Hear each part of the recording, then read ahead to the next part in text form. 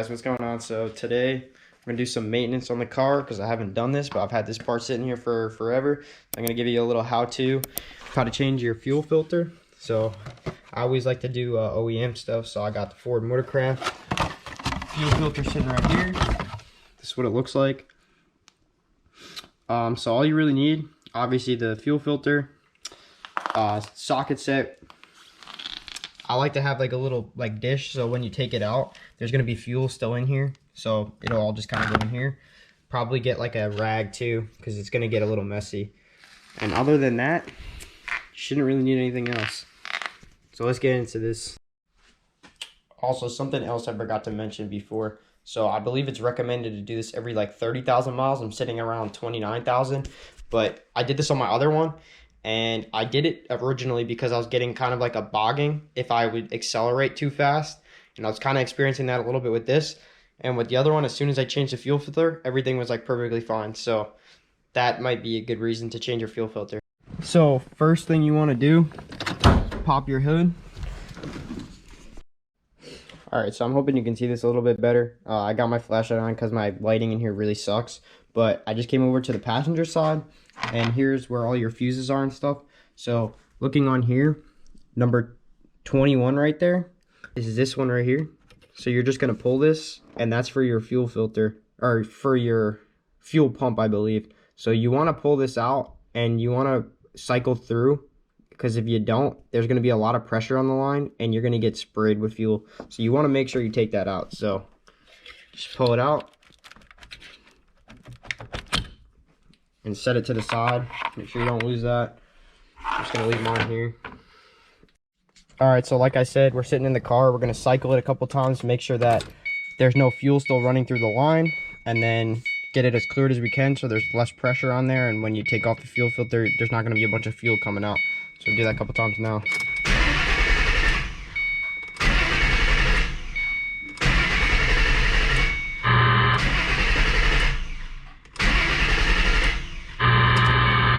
Alright, so that should be good.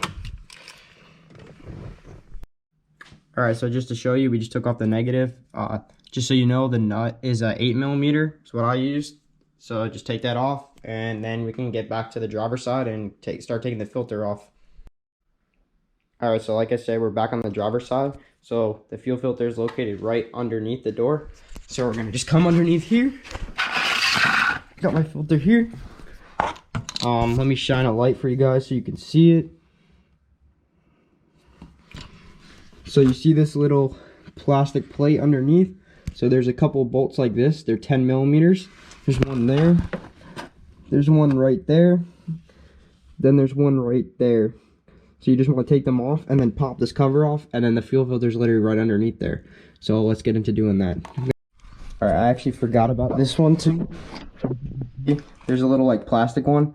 You just want to take like a flathead like this and just have it behind it and pry it off. So you want to try to not break that clip because it's just a plastic clip, so be careful with that. And then you should be able to just pull the rest of it down, and then it should be good. So let's try to do that now. Alright guys, as you can see, the cover is finally down, and here is your fuel filter. So if you see, there's this tab right here. You're going to pull that one, and then there's another one right on the other side. So you're going to just pull those off. There's going to be some fuel that comes out when you pull it. I think you should be able to leave this little bracket on there because there's nothing on the other side, and the fuel filter should just be able to slide in. As you can tell, that is the orientation. So the little lip is on the other side. I believe there's an arrow on it too. So I'm going to pull this side off first, and then pull the other side, and then just slide it right out, and then slide the new one in. We should be good to go. So I don't know how I'm going to film this, so I'm going to try my best, but I might not get the clip. So if you don't see it, I'll try to show you me putting the new one in, because this little plastic flap just won't stay down the way it's like in here. So I'll try my best, but we'll see. Alright, so hopefully you can see this. I'm going to pull it off. I'm going to pull the first tab off now. I might not be able to show the other one, but we'll try our best. So all you got to do is push this little green tab in.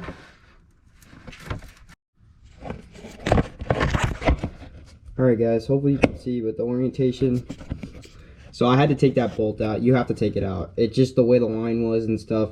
So I'm just gonna pry this off now and hopefully it's good.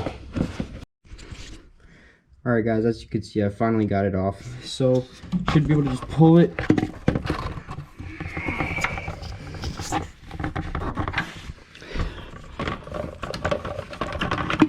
Oh, of course.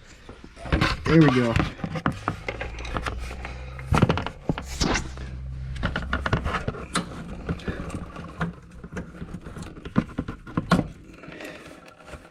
Finally. Damn it. Alright. So there's the residual fuel. It's all gonna keep pouring out. So that's just the stuff in the filter, not in the line. So you don't have to really worry. But like I said, it's gonna be a little messy. Now it smells like fuel in here. And then you gotta just get the other side, and then you should be good to go to pop the new one in. So hopefully the other side will be a little bit easier. You should be able to just pull this out now and then be able to get the next one off. So, all right, let's get the other side now that this looks like it's kind of done dripping. Try to twist it up and get the rest of it out, or as much as I can. And I'm gonna need 2 hands, and I'm gonna get the other side off. All right, we've officially pulled it out. So show you what's coming out of it.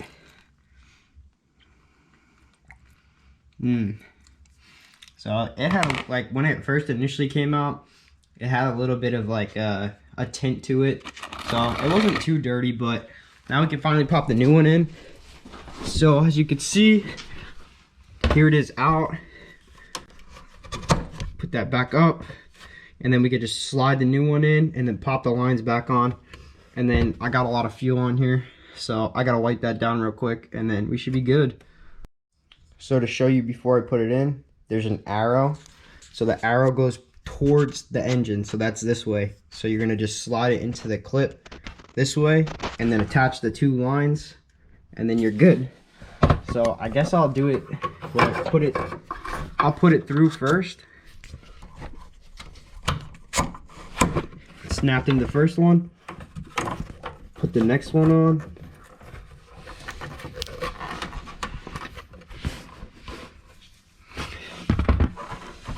Which I might need my other hand for, so I need to just snap the other one on. This one already snapped in, just snap the other one. I could put that bolt back on, and then you can just put everything back, and then we're good. So here she is, all in and nice. So now take this bolt, put it back in, and then put the cover back on, and we're good. All right, so there it is like before, all back in, all bolted up. And then so I actually ended up jacking it up a little bit, because I thought it would be easier at first to just like do it on the ground, but I ended up jacking it up a little bit. So in case you need to do that, there you go.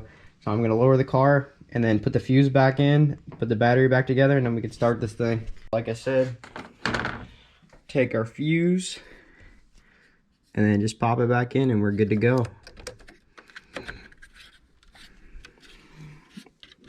All right, so that's down, and then put our cover back on, and then just put the battery back, and we can start this thing. All right guys, now that that's all back together, we gotta hit it with a cold start. So here we go, it's a cold day.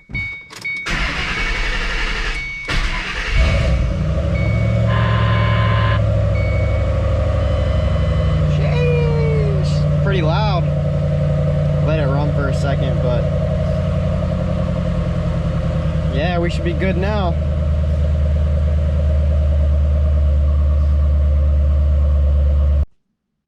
All right guys, I really hope you guys enjoyed this video. I hope it helped. Yeah, it was a little bit of a pain in the ass, I ain't gonna lie. Like, getting those tabs off to pull it, that was like the biggest thing. I don't know like why, it just wouldn't budge for whatever reason. So just kind of finagling it a lot, and it finally came off. But if this video helped, I hope you can give it a like. I know there's a lot of them out there already, but hopefully this one helped too. Yeah, like I said before, I would recommend doing it about every 20 to 30,000 miles. It's really not expensive, and if it's not being like a pain, like, it really isn't that hard of a job to do, and you can get it done fairly quick. So I definitely recommend doing it, because I mean, I think the part is only like 10 or 15 bucks. So if you can get your car running a little bit better for just like a small little price and just a little bit of manual labor, like that's not too bad. But I hope you guys enjoyed this video. Like I said, pretty soon there's going to be a lot more like build stuff with this car, which I can't wait to get into. So I hope you guys enjoyed. Peace out.